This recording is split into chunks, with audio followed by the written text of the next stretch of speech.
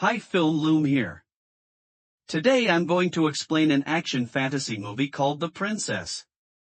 Spoilers ahead, watch out and take care.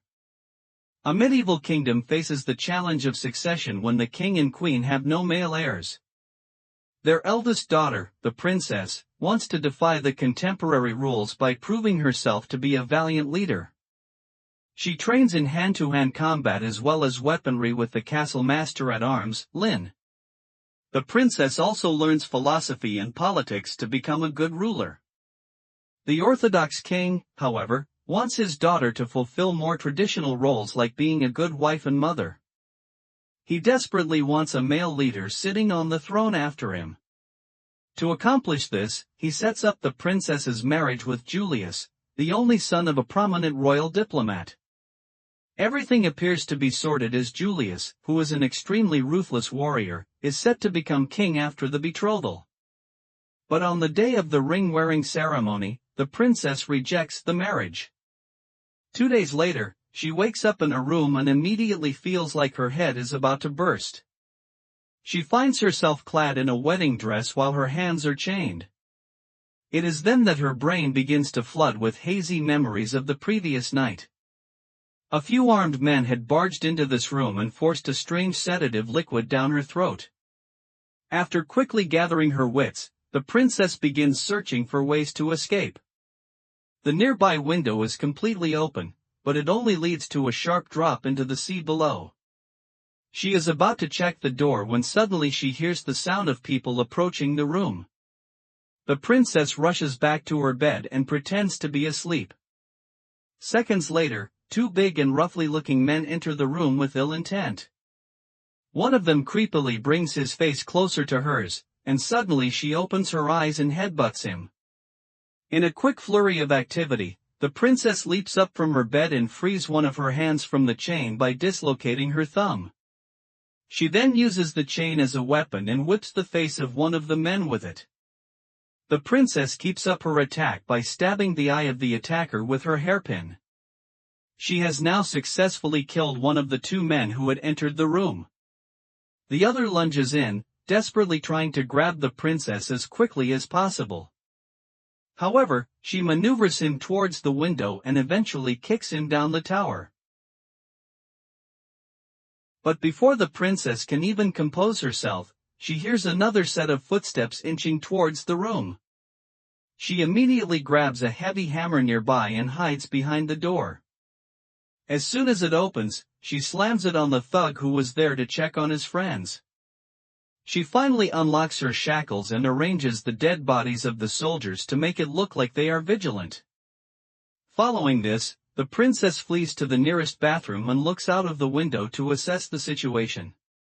She sees a frightening sight: her family have been chained in the courtyard below. Julius soon approaches them along with his loyal guard and consort, Moira. The king uses this opportunity to reason that Julius's father was a diplomat who would disapprove of his violent actions. But Julius doesn't care, as he believes his father and the king are weak pacifists. Furthermore, he accuses the king of trampling their traditions and welcoming outsiders instead of conquering them. The king argues that one cannot rule with fear alone, but Julius insists that the people want to see someone strong on the throne. The invader then orders his soldiers to escort the royal family to the dungeons several meters up in the nearby town. From her hiding spot, the princess watches this happening. She recalls the events that happened 2 days ago where she had refused to marry Julius. Her actions led to the invasion of her kingdom, and now her parents are under threat too. However, her train of thought is interrupted when a soldier enters the bathroom. She quickly sneaks into a nearby bathtub and submerges herself completely in the water.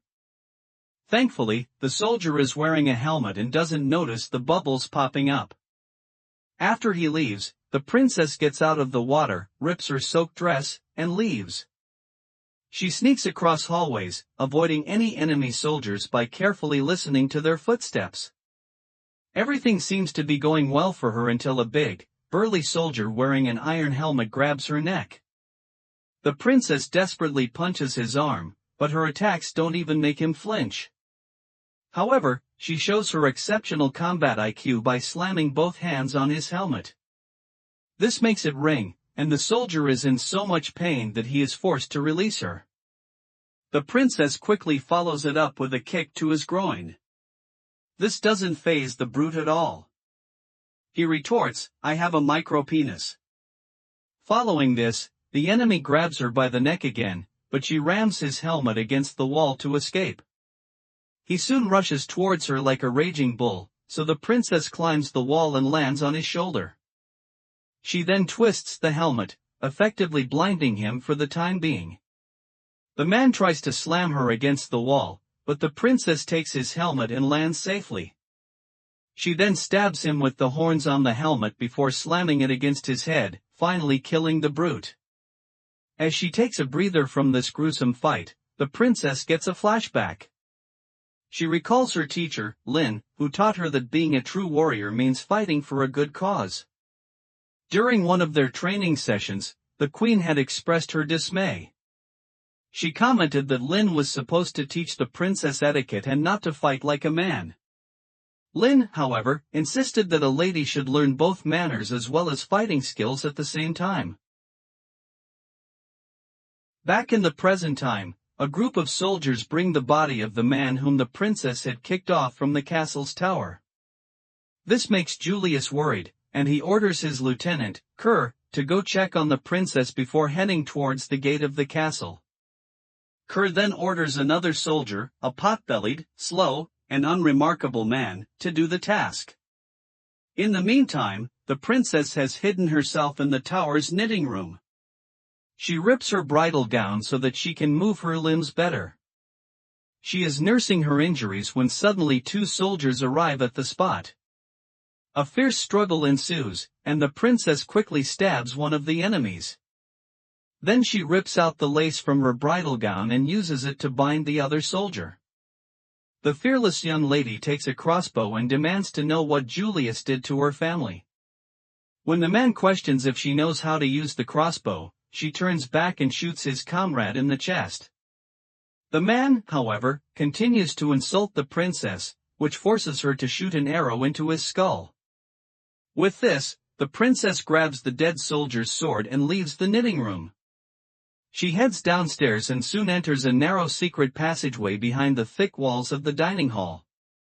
She peeps in through a hole and sees several mercenaries looting whatever treasures they can find since. Most of these men are drunk and busy filling their pockets. The princess easily sneaks into the dining room. She then cautiously goes around them and reaches another secret passage on the other end. We then realize that the princess has reached her bedroom, where she has hidden a special sword. Through a flashback, she recalls her training with Lynn, who always repeated one important lesson: to fight with one's heart. Lynn and the king's personal advisor, Kai, also helped train the princess. He was fully aware that the young royal would one day become a brave and proud warrior, so he had presented the princess with his family heirloom, a beautiful short sword with an unbreakable edge. Renewed with determination, the princess retrieves her gear from under the bed before returning to the secret passage. She is headed downstairs when suddenly she overhears Julius and Moira talking about wedding preparations. Moira inquires why Julius can't take the throne by force. The latter replies that no one can question his ascension to the throne if he does it through the traditional method of marriage, even if the marriage is forced. Burning with jealousy, the consort kisses Julius, and the two begin to make out. The princess, who is behind one of the walls, positions herself to stab Julius through a small hole. However, her plans are foiled when a soldier interrupts them, announcing that the king wants to speak to Julius. "What did I tell you about interrupting my Nuki?" Julius retorts. Shortly afterwards, the invaders meet the king, who warns Julius that taking the crown will be seen as treason among the general public. Julius, however, stresses that the wedding is not an act of treason. Meanwhile, the princess crawls out from under a vent, finding herself under a knight's suit of armor. She doesn't pay too much attention as she thinks it is purely for decorative purposes. Her guess turns out to be wrong as the knight springs into action and tries to stab the princess. She has quick reflexes and dodges his attacks while also managing to land a few hits. Unfortunately for her, the knight's armor is immune to any kind of weapon. The princess comes up with a brilliant idea as she aims her sword into the armor's weak points. She then spills the contents of an oil lamp at him, quickly followed by a candle. The thick metallic armor lights up, cooking the knight inside. In his desperation, the knight jumps off from a nearby window and lands in the courtyard below. Upon seeing this, Moira, who is now fed up with Kerr's incompetence, stabs his throat with the help of her whip. She then takes command of Julius's army and orders her men to thoroughly check every floor of the castle tower. Moments later, the princess begins to get cornered by a sea of men that are now rushing up the castle tower. She rips off her necklace and uses the beads to trip the enemies. The young royal then steps on their shields and rushes away from the spot. Unfortunately, there are simply too many enemies for her to battle on her own. She quickly scans the area and comes up with a plan to exit this difficult situation. The princess leaps out of the nearby window, holding onto a tapestry, and swings herself into a room on the other side of the tower. As she is tending to her wounds, someone enters the room and quickly finds her. Thankfully, it is none other than Lynn, the castle's master-at-arms and personal teacher to the princess. Lynn tends to the young royal and tells her that her family is in the dungeons. The two of them then head to the basement of the tower, which goes through the kitchen. Unfortunately, there they are cornered by three rowdy and extremely dangerous mercenaries. The princess handles two men while Lynn faces the biggest of the three. The master-at-arms easily knocks her opponent down and then joins the princess to fight against the remaining thugs. The two women quickly kill one of the mercenaries, and just as the third man charges at the princess, Moira arrives at the scene. She is a ferocious and merciless fighter who excels at using a specialized whip. Immediately, she lashes her weapon at Lynn, who blocks it with her arm. The princess goes to her teacher's aid, but Moira is too fast for the young girl. Facing utter defeat, Lynn leads the princess to the sewers while she stays back to hold Moira off. The princess crawls into the sewers and soon comes out into the dungeon, where she finds three drunk guards. "Is that the princess?" one asks. It doesn't take her too much effort or time to dispatch the thugs. The princess easily knocks them down and steals a sword, defeating them all while her family watches with pride. She frees her parents and younger sister, Violet, but before they can leave, someone knocks the princess out.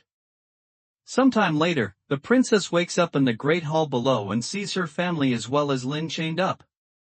Julius scolds her for the mess she made, but the princess bites his hand in retaliation.